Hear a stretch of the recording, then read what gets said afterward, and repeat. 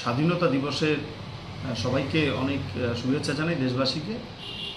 এই স্বাধীনতা আমাদের কাছে একটা বিরাট পাওনা। এই স্বাধীনতাকে রক্ষা করাটাও আমাদের একটা বিরাট কর্তব্য।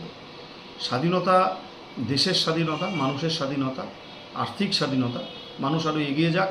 সমস্ত মানুষ এই স্বাধীনতা দিবসে আসুন শপথ গ্রহণ করি, যাতে কেউ অভুক্ত আমাদের দেশে না থাকে, কারো সাথে কোনো অবিচার না হয়, কোথাও যাতে কারো উপর আক্রমণ না হয়।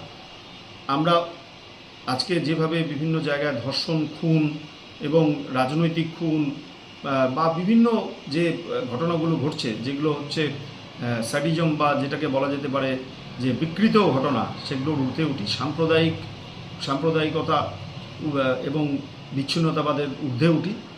এবং আমি মনে করি যে দেশের যারা জনসেবক, দেশের যারা মানুষের কাজ করবে, তারা